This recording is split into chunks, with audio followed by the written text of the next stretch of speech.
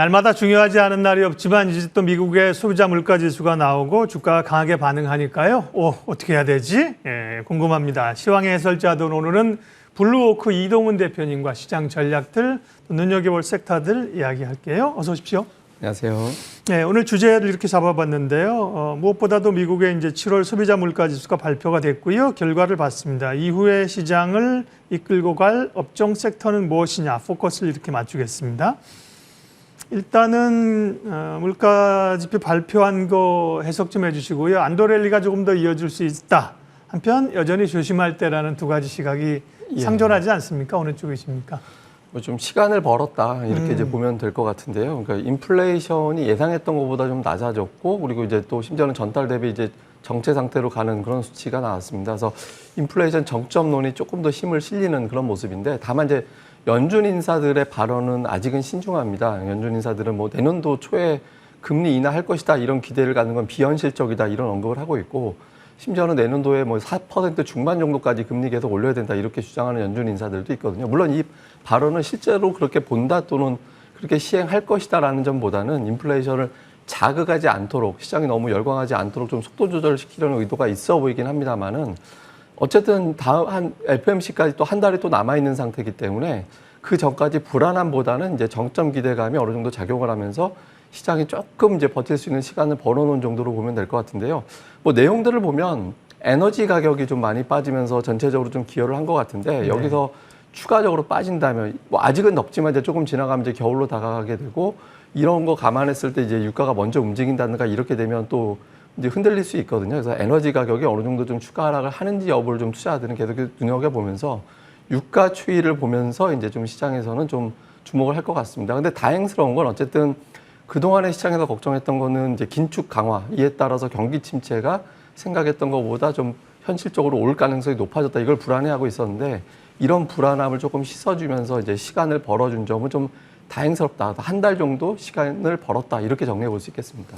결국은 고용도 그렇고 물가도 그렇고 미국 연준의 통화 정책의 속도가, 강도가 어떻게 될 것이냐 관심이잖아요. 근데 어쨌든 어제 발표 이후에 9월 회의에서의 금리 인상 속도가, 강도가 조금 둔화될 것이라는 시그널이 좀 나왔죠. 그 페드워치 자료 가지고 오셨는데 소개 좀 해주시죠. 실제로 보면 이제 하루 전까지만 해도 0.75%포인트 금리 인상 확률이 7대, 그리고 이제 0.5%포인트 확률이 이제 3비율이었는데, 오늘은 대략적으로 이제 반대로 바뀌었습니다. 그러니까 6대4로 0.5%포인트 인상 확률이 57.5%, 그러니까 대략 한 60% 정도 되는 거고, 0.75가 40% 정도 되니까 지금 다시 0.5조로 넘어왔는데, 이게 확실하게 뭐 7대3, 8대2로 바뀌지 못한 게, 이제 사실은 그 에너지 비용 정도를 제외하고는 뭐 주거 비용이라든가 이런 것들은 떨어지지 않았고, 뭐 임금이라든가 이런 것들도 확실하게 내려갔다, 이런 시그널이 나오진 않고 있거든요. 그래서 제가 뭐 시간 벌었다라고 말씀드렸는데, 그러니까 6대4 정도 비율 전후에서 좀 움직이면서 한 달 정도는 움직일 것 같은데,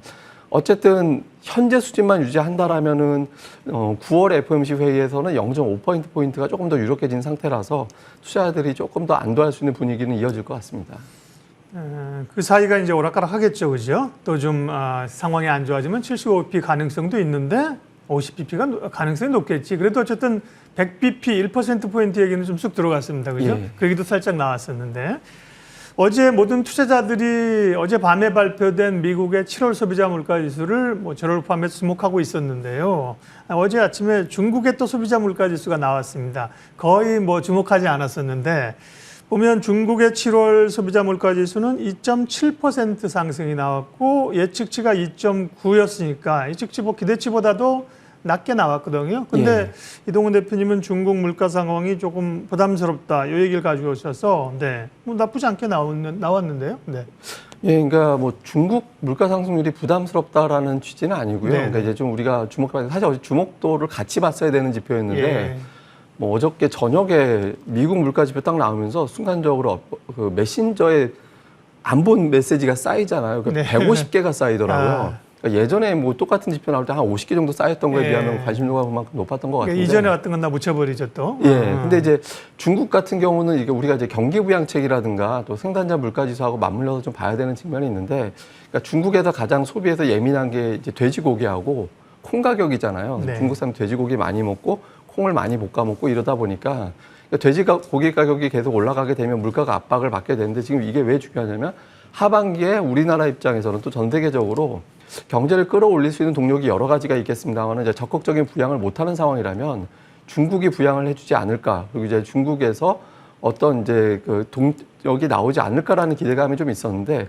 예상치보다 낮긴 하지만 이 정도 수준의 어떤 인플레이션이라면 적극적으로 경기 부양책을 쓰기는 좀 쉽지 않다, 이런 평가가 이중으로 나오고 있는 대목이거든요. 그래서 지금 당장 곡물하고 에너지 가격은 물론 떨어졌기 때문에 콩 가격, 그다음에 돼지고기 가격이 향후에 떨어질 가능성을 열어두긴 했습니다만은 중국 입장에서는 경기 부양책을 쓰겠다라는 어떤 적극적인 의사를 또 보여주지는 않고 있어서 현실적으로 놓고 볼 때 이제 중국에서 경기 부양에서 증시에 좀 호재를 불러온다, 이런 측면보다는 적어도 악재를 공급하지 않는다 정도로 우리가 좀 기대치를 좀 낮춰놓고 중국보다는 이제 미국의 어떤 물가, 다음에 이제 인플레이션 수준, 에너지 가격 이런 추이를 조금 더 주목해 보는 게 좋을 것 같습니다. 네. 중국의 물가가 부담스럽다는 건 아니었고요. 네, 그 부분도 체크를 좀 해나가는데 미국이 중요하다.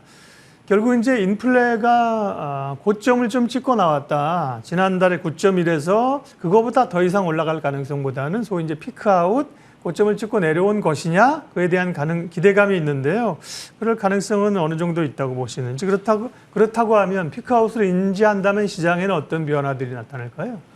우리가 우선 이제 인플레이션 피크 자체가 관심이 있었던 건 아니고, 왜냐하면 이제 피크가 되든 말건 이거 자체가 중요한 게 아니라 레벨 자체가 피크가 되고 그다음에 연준이 긴축 속도를 늦추고 여기에 따라서 이제 경기 전망을 바꿔야 되는 상황이었잖아요. 그러니까 가장 공포감이 있었던 게 연준이 긴축 속도를 계속해서 이어나가고 이 여파로 물가도 올라가고 물가도 못 오르는 상태에서 금리까지 동시에 올라버리면 이건 이제 감당 못하는 경기 침체로 빠지는 거 아니냐. 그래서 내년도를 거의 경기 침체 국면으로 보는 어떤 증권사들이 상당히 많이 늘어나 있는 그런 상태였죠. 네. 근데 이런 우려를 좀 덜어줬고, 특히 이제 뭐 GDP 나오라고 그래가지고 현재 나오는 데이터를 바탕으로 현재 이번 분기 성장률이 어떻게 되는지 이걸 추정하는 걸 이제 GDP 나오라고 그러는데 이게 이제 2.5%. 그러니까 두 분기 연속 마이너스로 갔다가 지금 이제 플러스 쪽으로 돌아섰다, 이렇게 추정이 되고 있죠. 그러니까 경기 침체의 우려를 좀 덜어준 거는 상당히 다행입니다. 근데 이제 고용 지표가 좋고 인플레이션은 꺾였기 때문에 이게 이제 골디락스 국면이다, 이런 표현을 좀 하던데, 그러니까 이런 어떤 상태가 이어지기 위한 가장 큰 조건은 역시 이제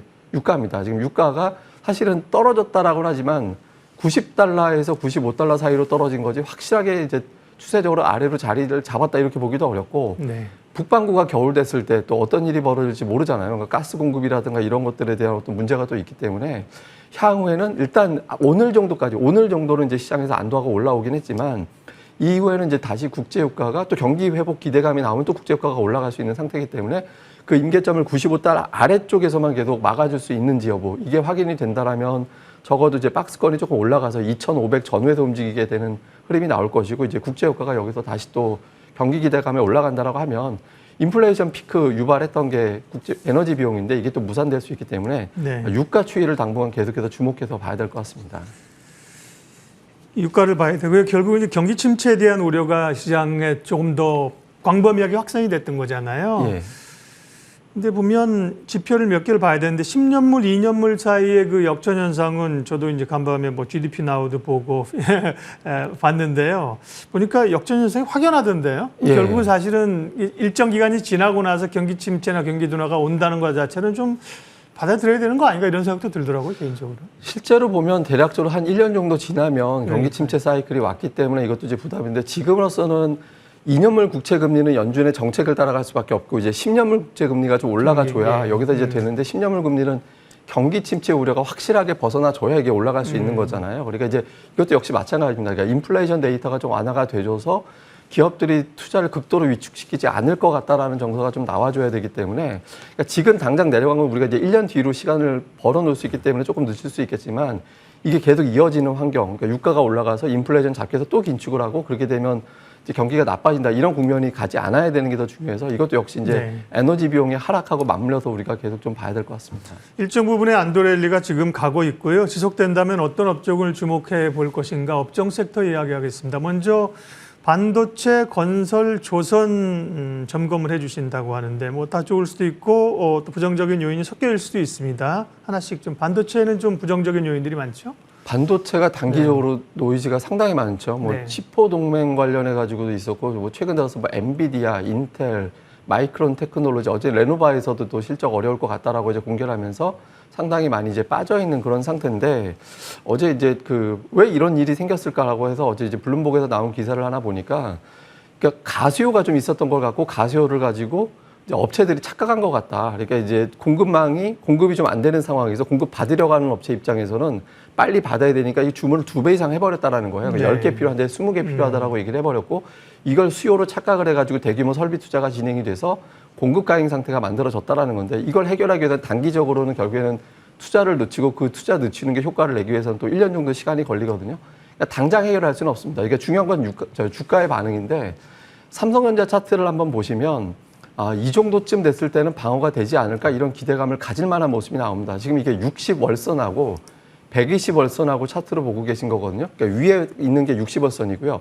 아래에 있는 게 120월선입니다. 그러니까 각각 5년, 10년 추세를 반영하는 건데 120월선까지 깨는 경우는 좀처럼 나오지 않습니다. 이렇게 저게 우리나라 외환위기 직전하고 2008년도 금융위기 때, 그러니까 삼성전자가 통제할 수 없는 상황, 그러니까 경제 상황이 최악으로 갔을 때 이탈하는 거고 일반적인 실적 악화 국면에서는 위에 있는 선 60월선 정도에서 방어가 되거든요. 근데 지금 주가가 60월선까지 와 있습니다. 그러니까 지금 현실적으로 볼 때 삼성전자의 위치는 대부분의 어떤 지표를 반영을 했다라고 봐서 적어도 추가적인 하락폭은 그렇게 크지는 않을 것 같다. 이 정도로 이제 보면은 될 것 같고요. 반면에 이제 좋아지고 있는 업종, 최근에 이제 뭐 해외 수주가 계속 이어지면서 건설하고 조선 업종에 대한 주목도가 상당히 높은데 뭐 재료는 계속 이어질 것 같습니다. 이제 가을에 또 사우디 왕세자가 온다라고도 하고 있고 또 조선도 LNG선이라든가 이게 유럽에서 파이프로 안 되면 이제 배로 날라야 되기 때문에 수주가 계속 나올 수 있는 환경이긴 합니다. 다만 이제 주가 측면에서 본다면 상당 부분 이제 반영이 됐고 또 삼성전자라든가 자동차가 못 가는 사이에 먼저 올라가서 대안주로서 올라온 측면도 있거든요. 그래서 신규 접근보다는 이제 보유하면서 조금씩 비중을 갖다 조절하는 단계로 보고 오히려 이제 반도체 쪽, 그러니까 악재가 좀 많았던 종목들 쪽으로 좀 관심을 가져볼 필요가 있다. 이렇게 봐야 되겠습니다. 네, 오히려 악재가 있었던 쪽으로. 예. 마지막으로 말씀 안 하신 섹터 가운데 지금 좀 주목해 볼 만한 업종 섹터 종목도 얘기해 주시면 더 좋죠. 예, 섹터 얘기해 주십시오. 네. 지금 보면 이제 외국인 투자자들이 공을 들인다라고 표현해야 되는 게 계속 매수하는 종목군들이 있거든요. 그러니까 계속 매수를 하는데 주가는 반대. 그러니까 기관 투자자들의 매도를 또 맞으면서 이제 닫혀 있는 종목들이 있습니다. 그러니까 잘 보시면 자동차 3인방, 현대차, 기아차, 기아 그리고 현대모비스가 외국인들 매수가 일관되게 계속 들어오는데 반대쪽에 있는 기관들의 매도가 계속 이어지면서 주가가 넘어가는 과정에서 이제 힘은 못 쓰는 그런 형태가 되고 있거든요. 그래서 이런 걸 좀 감안해 보고 또 하나는 이제 인플레이션 정점론이 힘을 실게 된다라면 투자자들이 연준의 긴축 강도가 완화가 되면 유용할 수 있는 자금, 동원할 수 있는 자금이 조금 늘어나게 되거든요. 그러면 눌렸던 대형주들에 대한 관심이 높아지게 되고 그런 과정에서 또 자동차주들이 좀 부각될 가능성이 있습니다. 그래서 외국인 투자자들의 매수가 꾸준한 자동차주, 지금 당장은 좀 늘려 있더라도 한번 관심 있게 볼 필요가 있고요. 자동차 3인방 외에는 현대 오토헤버 같은 종목들 같은 경우는 뭐 자율주행이라든가 이런 것들하고 맞물려 가지고 향후에 좀 실적에 대한 기대감을 좀 가져볼 수 있는 종목이 될 수 있거든요. 그래서